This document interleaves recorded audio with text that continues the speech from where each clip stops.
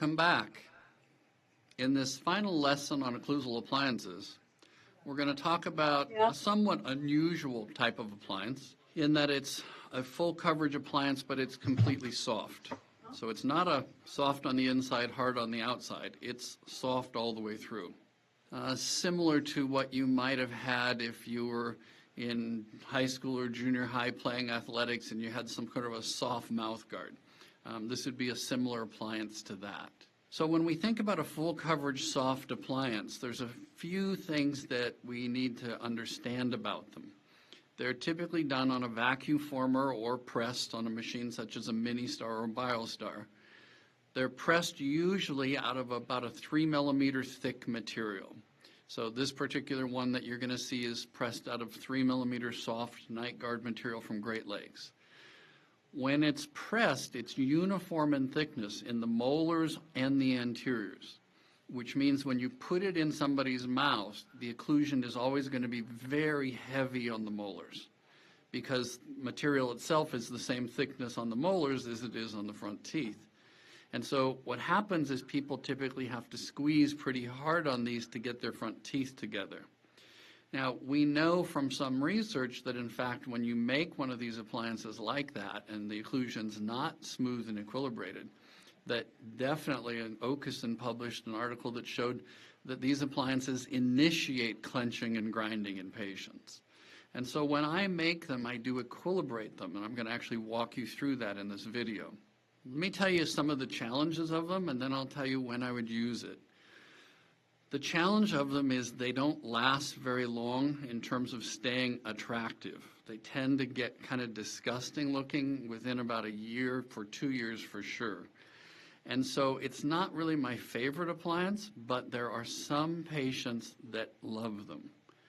And typically, in my experience, the patients who really, really like wearing them are patients who have jaw joints that when the patient's mandible is moving, that is when there's translation occurring in the condyle, if they have pain in the joint as the mandible moves, these particular patients, if you give them an occlusizer and they feel terrific on the occlusizer, and the occlusizer is a soft appliance, right? It's 2 bags of water.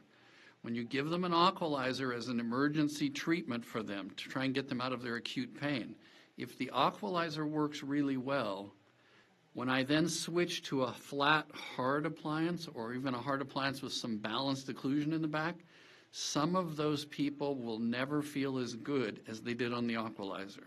And if I have one of those patients that loves the occlusizer, but I cannot get comfortable on a hard appliance because of their joint pain, I have been usually pretty successful with a soft appliance because the occlusizer can't be worn long term. They last, depending on how much somebody bruxes on them, typically like 3 days, 4 days. So when we have that specific patient, comfortable on an occlusizer, not comfortable on a hard appliance, I make one of these. The other time I make one is if I have patients in provisional restorations that are going out of town. So if I had provisional restorations on anterior teeth or veneer temps on anterior teeth, and I want to try and protect those temporaries so that they don't get knocked off, the reason a soft appliance is nice is they can take it in and out without pulling on the temporaries, so I don't worry about them pulling their temporaries out accidentally. Now, as far as making it, the biggest key is how you equilibrate it. And so I'm going to show you a video of me going through the process of trimming one and then actually going ahead and doing the equilibration. So we're going to trim it right to the gingival margin on both facial and lingual. Once we get it trimmed, we'll clean it in an ultrasonic. And then we're going to go ahead and try it in. They virtually always fit. And she's going to bite, and what she's going to do, she's going to have to squeeze to get her front teeth together. And so right now she's hitting very heavy in the posterior.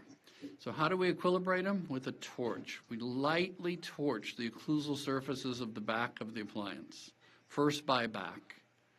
Now we take that to the mouth, put it in place, have her very lightly start to close into it until she just feels her anterior teeth touch.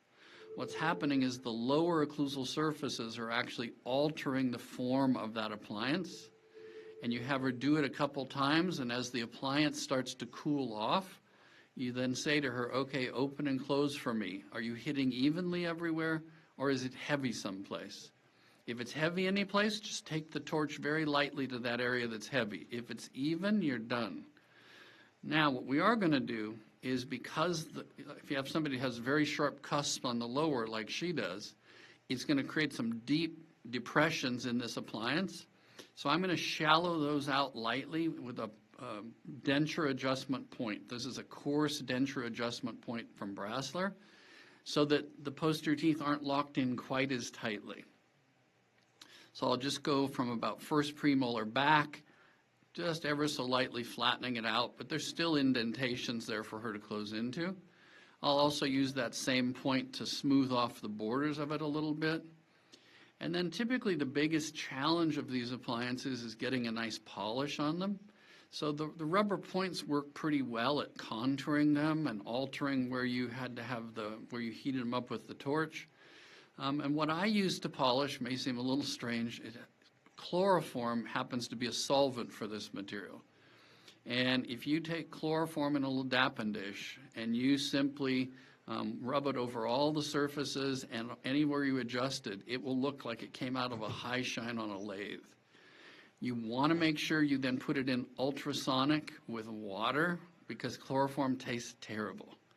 And now we come back, and the reason these work so well for these specific patients is because the appliance is malleable. It's like a full-time interference. The patient that you see in the video has a jaw joint on her left side that, in fact, I cannot keep her comfortable any other way than a soft appliance or an occlusizer. She loves an occlusizer, but any hard appliance I've tried in her mouth, I cannot get her comfortable on that appliance. So if we were to complete our chart and we add in our full coverage soft appliance, typically it's a patient that is having pain with translation. That's the patient that I would consider using it on. And as I mentioned, I would also consider using it to protect temporaries from fracture or if the patient's out of town. So some takeaways about these specialty appliances. Occlusizer is an excellent appliance. You can use it for patients that present with acute muscle pain or acute joint pain. Posterior pivots can often provide joints patient comfort, but the risk of irreversible tooth position changes is incredibly high. Mandibular advancement devices can be very effective for airway issues, but they also have risks of irreversible occlusal changes.